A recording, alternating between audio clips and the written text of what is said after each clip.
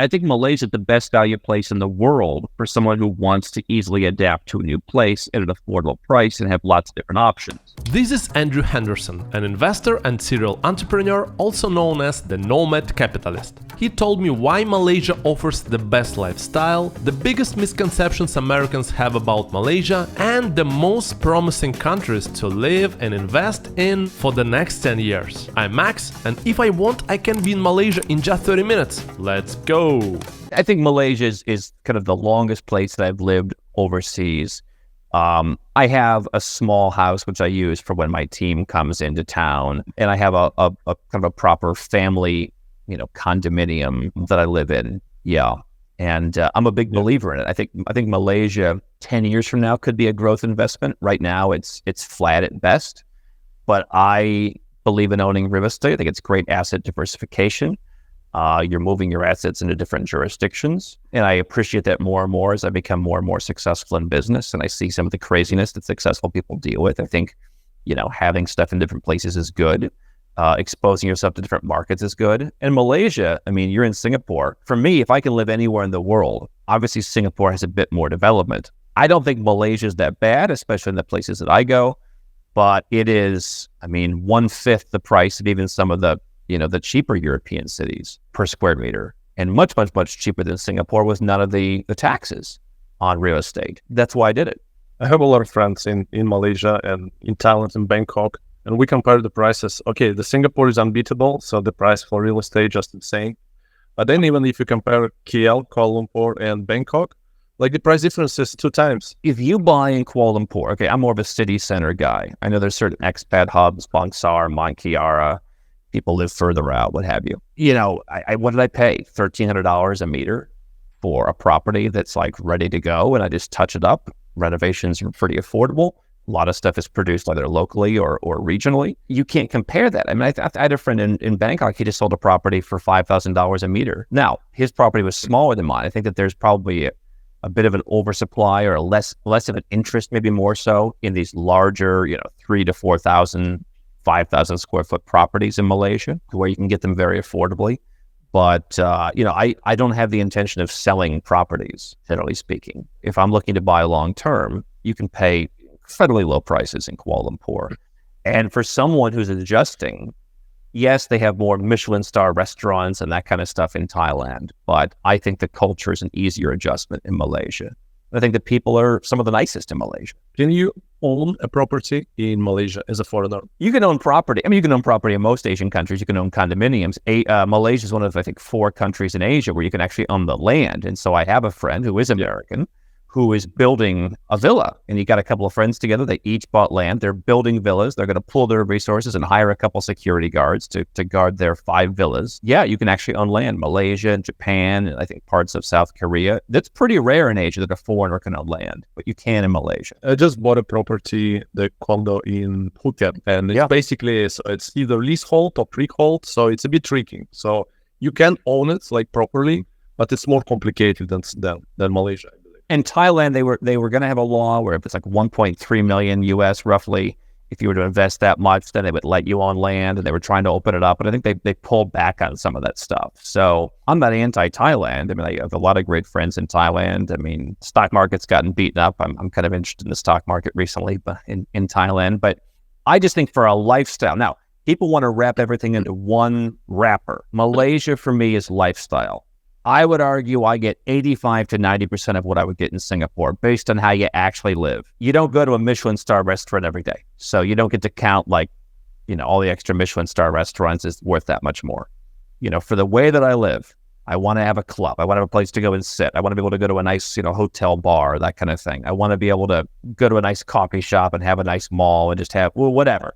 I think I get 85 to 90% of what I would get in Malaysia or in Singapore. In Malaysia, I am not looking at my property in Malaysia. It's some amazing growth prospect. I have properties that have gone up quite a bit in value. My Malaysian properties are not those, but I like the place and I'm willing to take some cash off the table to fund a lifestyle that are very much like, because I happen to think when you feel good in life, you're much more productive in your business and all your other pursuits. It's worth taking a little bit of cash off the table, especially at the low prices in Malaysia, to not have to have that be at a big return. I own a couple of REITs, real estate investment trusts in Malaysia for fun. Just, okay, I've always liked the Petronas Towers since I was 13 years old. All right, I'll own the REIT that owns the Petronas Towers. We have our event, Nomad Capitalist Live at the Majestic Hotel. That's owned by a REIT. Well, let me buy that REIT just for kind of sentimental reasons. I like the hotel. I'm not, and it pays good yields, tax-free yield. But otherwise, I'm not investing in Malaysia on a big level. I would keep a lot of my money in Singapore. Just talk to my banker, as I said, in Singapore today. That's where I would keep a lot more assets. And then I would be investing more exotically in places like Cambodia. So, and I think Nepal is coming up. Bangladesh might be a next one. When people hear move to Malaysia, they probably think, move everything. Oh, do you trust the banks? I actually do trust the banks, but it's not the best banking for like a global citizen, for a nomad capitalist. You want everything to fit its piece. So you're advocating often for Malaysia. What do you think other countries don't get about Malaysia? Let's say America. What's the misconception about Malaysia? I guess it's a Muslim country.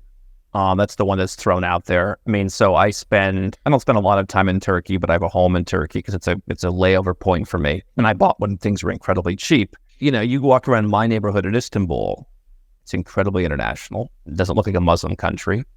I'm sure if you go to whatever Turkey's Alabama is, it seems more like Alabama would. It seems more isolated. And so I'm sure the same thing is true about Malaysia. We had our event last year, and we have various people who are coming. We had, we do have a number of gay clients, and they asked us, what should they expect? I said, you should expect nothing, because they don't care. And if you ask and some of them did, they're like, oh yeah, okay.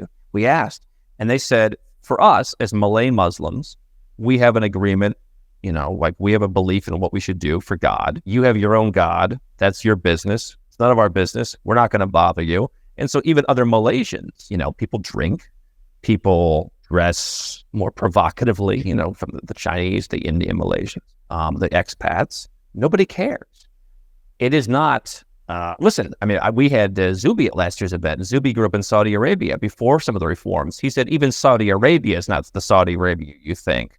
But Malaysia is nowhere near that. It's just an incredibly open, warm place. People leave you alone. They don't bother you. I think that's a good thing. And I'll tell you what, when I met my wife, she came and she said, coming from Russia, she says, I remember complaining when I got my residence permit, like that woman was a little grouchy. She's like, that's a back massage in Moscow. If that's the worst service they have here. And she's right. They weren't like rude. It was just a little grouchy. Kindness was the thing. She's like, I've never seen such kind people. Optimize for kindness in your life. And I think that's maybe one of the reasons why a place like the US is going the wrong direction. People have stopped optimizing for kindness. That's incredibly important to me. The rest of it, I think, is just people don't know what it is. And people, my identity is as an entrepreneur. I meet people, as I'm sure you do, who come up to me and they say I've done various things. Like everything's on an individual level.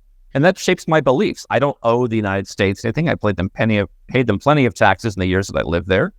More than enough to pay for whatever schooling I got. I'm successful. You're successful because of how we were raised by our families, because of our own personal drive, our own ambition. I think in the same way, that should govern the way that you live in some other country. That's why I'm a big fan of it. I love Malaysia. I go to KL pretty often. The only thing I don't like is the airport. So I love to come to Changi, super efficient. Yeah, but KL airport is like as a hub. I would even love to have it as a hub, but it's a little bit painful to go through the airport. I don't know, maybe you have different experience. Well, I mean, out of all the airports in all the world, I mean, compared to Europe, where you land, I landed in Lisbon not that long ago, and they're like, a business class gets off last because that's part of the deal, because like we have to be egalitarian. I mean, I think any Asian airport will beat most of the rest of the world's airports. I mean, look at some of the airports in the U.S. Even look at, as much as I love Mexico City, look at the airport. That's a real dump. Now, it's the KL airport is further away from the city than Changi. It's not as nice as Changi. It's the Malaysian version of, it's to me, it's 15 or 20% less. The bags do take longer, but I mean, what my goal is try to be with having, 7 homes around the world, and having that kind of allocation to real estate in my personal portfolio is, I don't travel with luggage. So for me, that's easy. For me, as a residence permit holder in Malaysia, I'm in and out very quickly. I go through the short queue. So the things that maybe might bother other people, yes, the queues with tourism coming back up, the queues for like economy passengers who are just tourists, they're getting a little bit long. I don't deal with that. I don't carry bags. They're super friendly to me. The last time I was in Singapore, they had this form you've got to fill out. They were super nice about it, but Malaysia doesn't even do that stuff to me now. So I get the Changi. I mean, Changi is in a class of its own. You know what I don't like about Changi and KL both is security at the gate. Belgrade and Serbia also did that, and they got rid of it when they renovated the airport. KL and Changi, I think, are the only ones left where you have to have the anxiety of going through security right before you board the plane. I think it's a minor things. It's overall, it's both are great airports. Changi is fantastic. Listen, I would argue Changi is better. I think Singapore Airlines, probably the best airline in the world. I think Singapore very much outweighs the overrated Gulf carriers and their airports. People say Dubai Airport. Dubai Airport's worse than KL. It's not a beautiful airport. It's not amazingly functional. I had someone come to visit me recently. They flew on Fly Dubai to go to Emirates. It's a 22-minute rickety bus ride. Singapore is hands down the best, but I think KL is up there, including among places that everybody says is so amazing, like Dubai. What kind of expats come to live in Kuala Lumpur? Let's say compared to Singapore and compared to Bangkok. Can you explain what type of people come? Well, our business, because we do have this kind of, what I think is the world-leading library of research information. We're very multi-jurisdictional, and we invest a lot of money in research and understanding every angle of things. That makes us more expensive. So our clients are making $500,000 a year and up. Malaysia was kind of off the radar for a couple of years in terms of residence options for them. We don't have as many people of ours moving to Malaysia as there used to be. But I think other people, there's historically been a lot of retirees. If you look at the MM2H program, it was, and it may still be, the number one residence by investment program in the world. Tens and tens and tens and thousands of people. It may not be number one anymore, but up until a couple of years ago it was. Mostly mainland Chinese folks. You were increasingly seeing folks from places like Indonesia, even some Singaporeans. I think Japanese arrivals were up.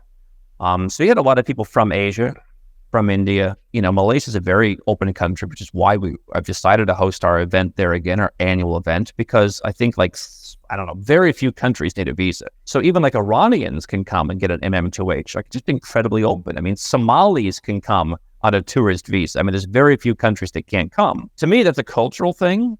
That shows good stuff. Somehow they managed to not let those people get jobs as illegal immigrants, the way that the country I was born in can't figure out how to do.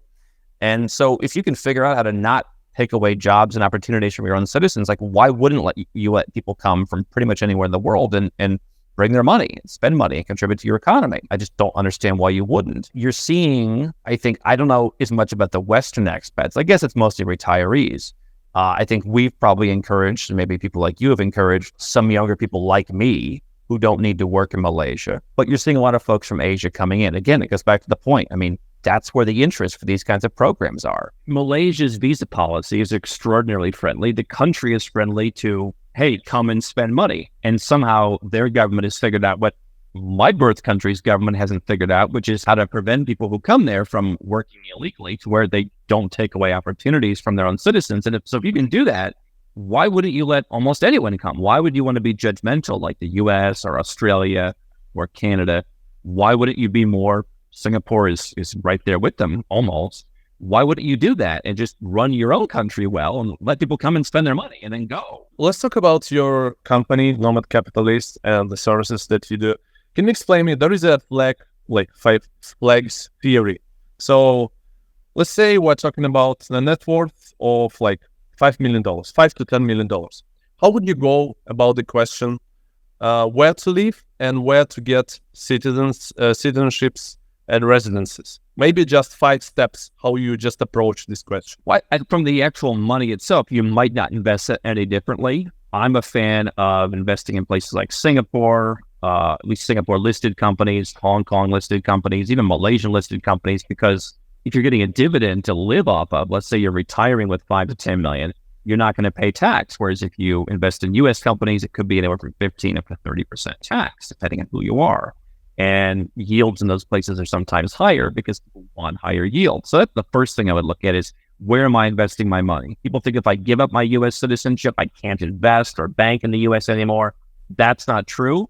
But at least be open-minded to, where am I going to put that 5 to 10 million? How's it going to be distributed? Cash, where are the banks?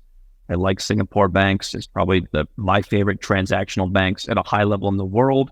What currency is that going to be in? What am I investing in?